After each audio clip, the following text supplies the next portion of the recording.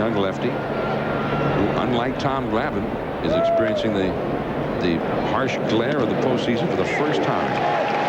He has walked Chipper Jones 3 consecutive times. And really, Mike Hampton has not really caught his groove yet. He has struggled with his control. And you take a look at the numbers on Chipper Jones. Not very productive, with almost no power from the right side part of the plate. And yet today he has walked 3 straight times against Hampton.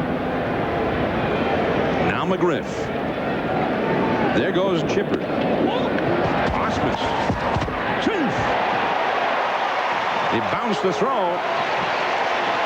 It was close, but Chipper Jones, who had 20 steals in the regular season, gets one here. Didn't look, John, to me as though he got a handle on this ball quick enough. There you see a good jump from Chipper Jones, but it looked like he didn't have a complete handle on the ball. The throw is down to the other side of the bag, and if he would have made a little better throw, he'd have gotten Chipper Jones. And Osmus is a fine thrower, fine defensive receiver. I mean, he almost got him there, although I think you could see that the foot just did touch the bag before the tag was applied. Now McGriff could get a run batted in with a single. The age of technology. They didn't have those kind of shots when I was a player.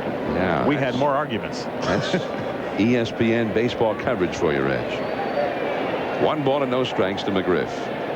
He is lined out to shallow center. Hidalgo robbed him of a hit. He's been called out on strikes. And McGriff's still a key man in this ball club. I mean, they still got him hitting in the 4th spot. He's not putting up the big numbers that he had been, but they need production from him. Well, he's comfortable in the 4th spot. Being a cleanup hitter also takes the right kind of psyche, the right kind of mentality. Griff's done it for a long time, so he stays there. Way ahead of the count here. This has been his spot over the years. Well, Hampton, after walking Chipper Jones, now is 3-0 to McGriff. And you've got a right-handed hitter, maybe the Braves' best right-handed power hitter, on deck, Javi Lopez. So he's picked a real peculiar time to lose his feel for the strike zone. I think the big concern here goes over to Larry Dierker as well as Vern Rule. Mike Hampton has not found his groove yet. It's another walk. And now Lopez will have a shot at it. Wouldn't be surprised if he gets a little visit from someone. Here comes Vern Rule immediately up out of the dugout.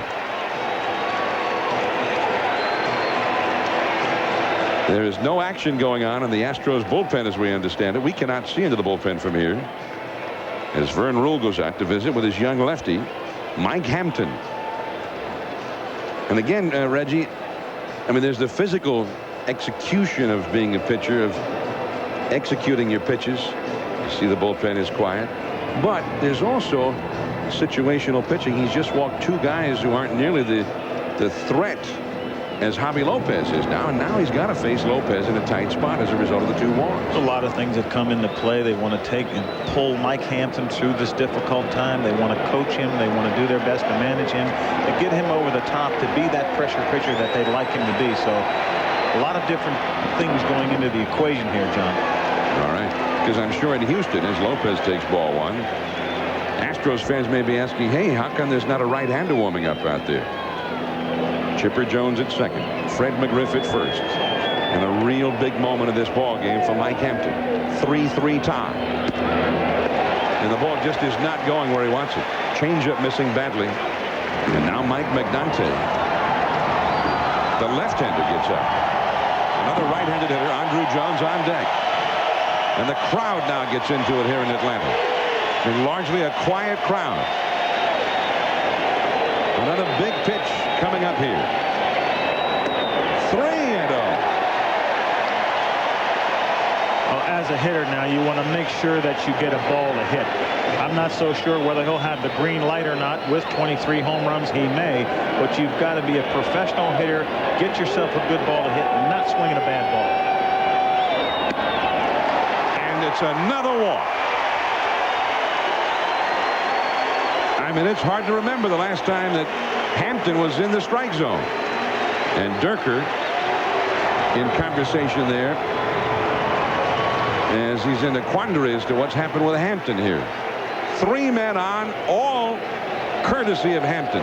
And I don't think McNanty is down there ready enough. He's not warmed up enough, has not had enough time to get ready. Meanwhile, as Andruw Jones stepped in the batter's box, Bobby Dews, the third base coach, came halfway down the line hollering at him and said, "Hey, look at me," and then flashed a few signals here. Make sure he throws you a strike. He's been wild. Don't help him out now. The crowd on its feet. And a strike on the outside. Tom Glavine, who has struggled with his control today at times. We'd like to see the Braves take the heat off of him here with a big inning. In the dirt. 1-1. And nice play by Brad Ausmus, keeping that ball in front of him, making a nice clean grab on that ball to touch the dirt first.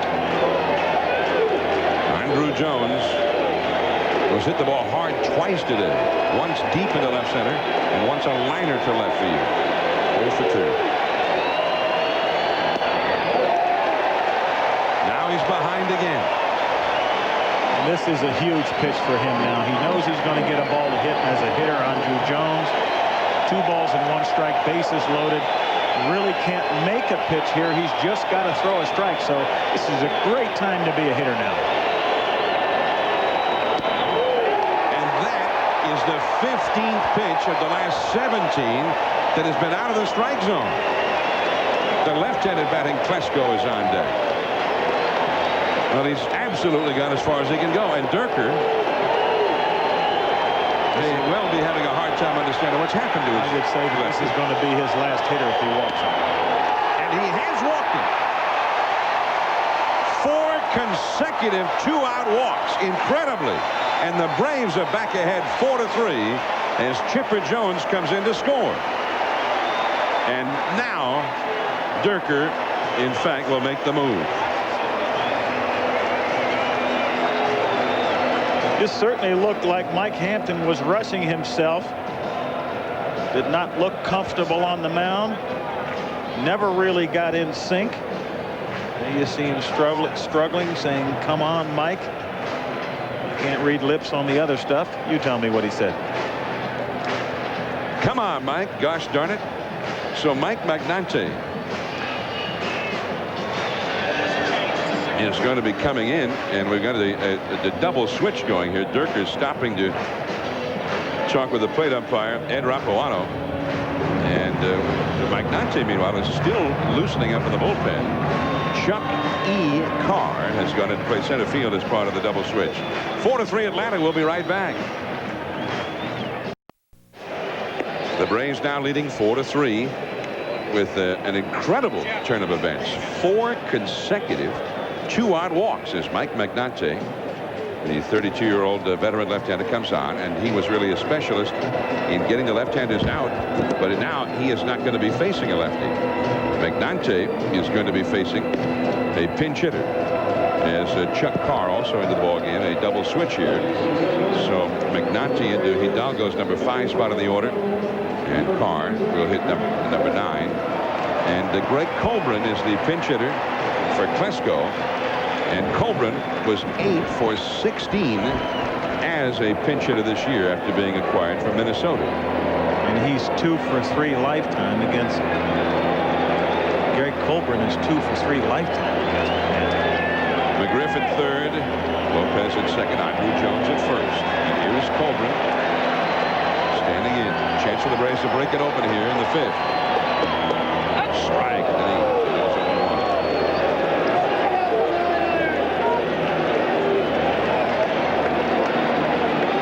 0-1 to Colbrunn. McGriff, Lopez, and Andruw Jones, all of whom walked. Andruw Jones getting the RBI and the bases loaded walk. Base hit. McGriff scores. Lopez scores. And to third is Andruw Jones. The first hit of the inning. And it is a 3-run inning. 6-3 Atlanta. And Colbrunn, who was acquired for this very reason, as a right-handed presence off the bench. And I don't know that they expected him to hit over 500 as a pinch hitter, but that's exactly what he has done.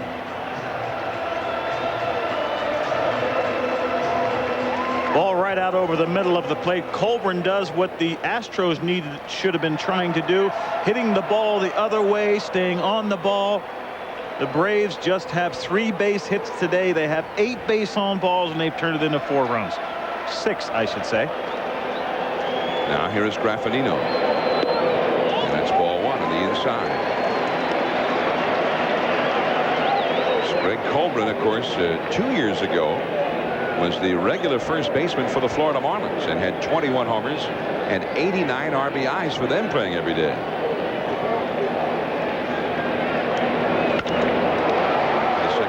Biggio. But the damage has been done. The Braves take full advantage of 4 consecutive walks. 3 runs have scored. Atlanta 6, Houston 3.